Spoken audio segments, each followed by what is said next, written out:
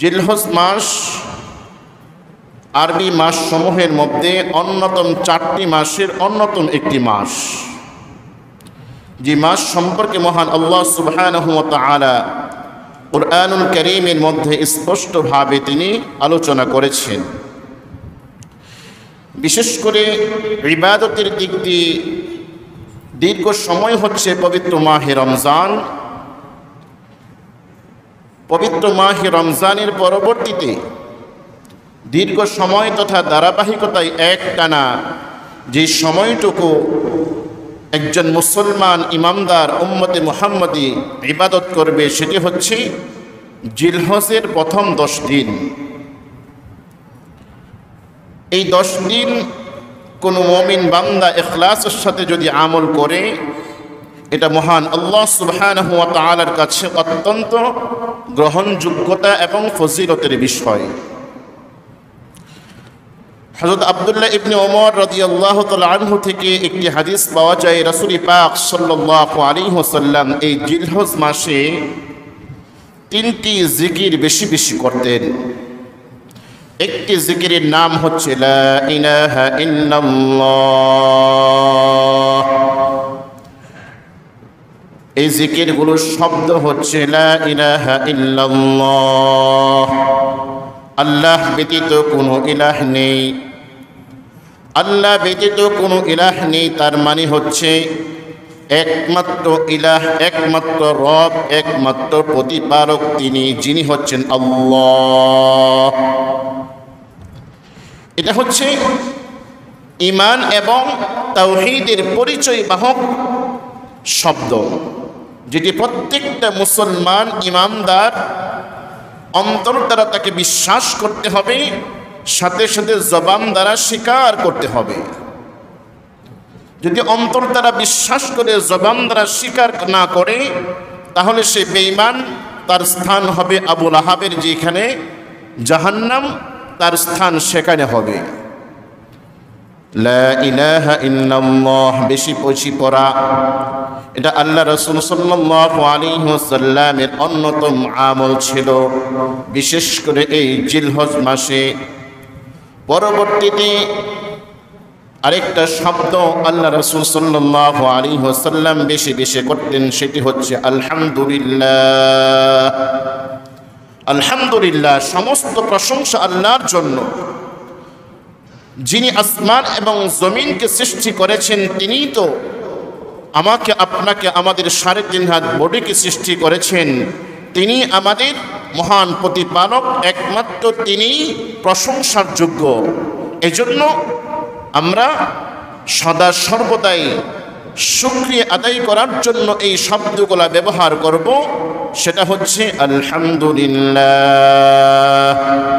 সমস্ত প্রশংসা আল্লাহর জন্য, সমস্ত প্রশংসা এর হক আল্লাহ রাব্বুল আলামিনের জন্য। পরবর্তীতে প্রিয় নবী মুহাম্মদুর রাসূলুল্লাহ সাল্লাল্লাহু আলাইহি ওয়াসাল্লাম তিনি তার জবান দ্বারা এই দিন সমূহের মধ্যে সবচেয়ে বেশি জবানে তিনি নিয়ে আসতেন, সেটি হচ্ছে আল্লাহু আকবার। আল্লাহ সবচেয়ে বড়, যা বাকি আছে সমস্ত কিছু মাখলুকাত সেগুলো হচ্ছে ছোট, সেগুলো ধ্বংসশীল। এজন্য বিশ্বনবী জনাবি মুহাম্মদুর রাসূলুল্লাহ সাল্লাল্লাহু আলাইহি ওয়াসাল্লাম এই দিন সমূহের মধ্যে এই 3টি তাসবিহ বেশি বেশি করতেন। একটি হচ্ছে লা ইলাহা ইল্লাল্লাহ, দ্বিতীয়টি হচ্ছে আলহামদুলিল্লাহ, তৃতীয়টি হচ্ছে আল্লাহু আকবার। স্পষ্ট হাদিস দ্বারা প্রমাণিত। মুহতারাম হাজিরিন, শুধু তাই নয়, রাসূল পাক সাল্লাল্লাহু আলাইহি ওয়াসাল্লাম জিলহজ মাসের প্রথম 9 দিন রাতে ইবাদত করতেন আর দিবসে রোজা রাখতেন। আর জিলহজ মাসের রাতের ইবাদতগুলোর মর্যাদা মহান আল্লাহ সুবহানাহু ওয়া তাআলার কাছে লাইলাতুল কদরের মতো কিংবা তার চেয়ে বেশি মর্যাদাবান। সুবহানাল্লাহ। আমরা তো শুধু শবে বরাতের ইবাদত করার জন্য সারা বছর অপেক্ষা করি, অথচ কোটি কোটি শবে বরাত একত্রিত করলেও লাইলাতুল কদরের সমপরিমাণ হবে না। আর লাইলাতুল কদর হচ্ছে রমজানের শেষ দশকের বেজুর রাত। তাছাড়াও জিলহজ মাসের প্রথম 9 দিনের প্রত্যেকটা রাত হাদিসের মধ্যে আছে আল্লাহ রাব্বুল আলামিনের কাছে লাইলাতুল কদরের চেয়েও বেশি উত্তম। সুবহানাল্লাহ। আর রাসূল পাক সাল্লাল্লাহু আলাইহি ওয়াসাল্লাম দিবসে তিনি রোজা রাখতেন।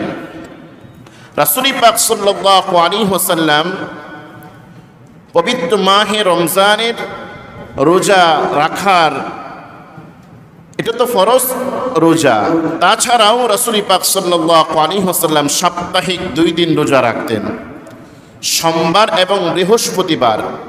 মাসিক 3টি রোজা রাখতেন, চন্দ্র মাসের 13, 14, 15। তাছাড়াও এই জিলহজ মাসের 9টি রোজা তিনি রাখতেন। এছাড়াও আশুরার রোজা তিনি রাখতেন।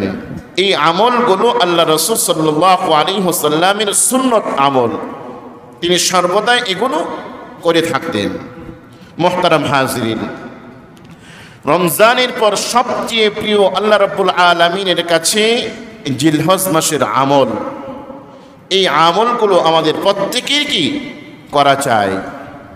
বিশেষ করে যারা এই জিলহজ মাসের 10 তারিখে ঈদুল আজহার দিন কিংবা 11 কিংবা 12 তারিখে কুরবানি করবে, তাদের জন্য একটি স্বতন্ত্র স্পেশাল আমল আছে। সেটি হচ্ছে জিলহজ মাসের চাঁদ পশ্চিম আকাশে উদিত হওয়ার পূর্বেই তাদের চুল এবং নখ, অবাঞ্ছিত পশমগুলো পরিষ্কার করা। এগুলো তো সাপ্তাহিক পরিষ্কার আমরা করে থাকি, কিংবা মাসে চুল আমরা কর্তন করে থাকি। যদি আমরা কুরবানি করি, যদি পরিপূর্ণ একটি কুরবানির সওয়াব আল্লাহ রাব্বুল আলামিনের কাছ থেকে আমরা অর্জন করতে চাই, তাহলে আমাদের জন্য এই চাঁদ উদিত হওয়ার পূর্বেই, বিশেষ করে যারা গত বুধবার সন্ধ্যার পূর্বে এই কাজটি করে থাকেন, তাহলে অবশ্যই আল্লাহ রাব্বুল আলামিনের পক্ষ থেকে, আল্লাহ রাব্বুল আলামিনের কাছ থেকে অবশ্যই একটা কবুল কুরবানির সওয়াব আমাদের নেকির অ্যাকাউন্টে আল্লাহ রাব্বুল আলামিন দিয়ে দেবেন। সুবহানাল্লাহ। চাঁদ উদিত হওয়ার পূর্ব থেকে একেবারে কুরবানি করার আগ মুহূর্ত পর্যন্ত আর নখ কাটা যাবে না, মুছ কাটা যাবে না, চুল কাটা যাবে না, শরীরের অবাঞ্ছিত পশমগুলোর মধ্যে হাত দেওয়া যাবে না, তার মানে কাটা যাবে না। এখন আর সময় নেই। গত জুমাই বলে দিয়েছি যে গত বুধবার চাঁদ উদিত হওয়ার, অর্থাৎ পশ্চিম আকাশে জিলহজ মাসের চাঁদ উদিত হওয়ার পূর্বে এই কাজটি করতে হবে। যারা করেছে তো আলহামদুলিল্লাহ। মুহতারাম হাজিরিন, এভাবে রাতে বেশি বেশি ইবাদত করা, দিনের বেলায় রোজা রাখা, বিশেষ করে জিলহজ মাসের 9 তারিখের রোজাটা আল্লাহ রাব্বুল আলামিনের কাছে অত্যন্ত অত্যন্ত ফজিলতপূর্ণ।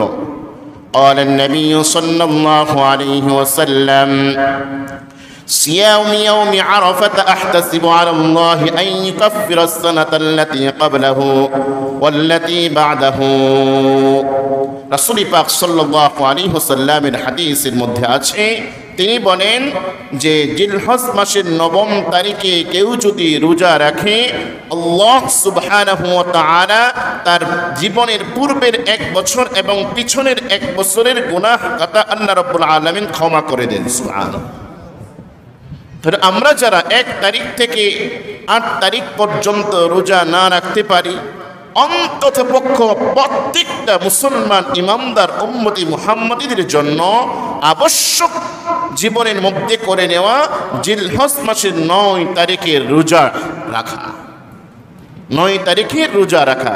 সেই হিসাবে এই বছর আগামী শুক্রবার হচ্ছে 9 তারিখ, কুরবানির ঈদ 10 তারিখ শনিবার উদযাপিত হবে ইনশাআল্লাহ। আগামী শুক্রবার সকলের রোজা রাখাটা কি আবশ্যক। আল্লাহ রাব্বুল আলামিন আমাদের সকলকে এই আমলটা করার তৌফিক দান করুন। আমিন।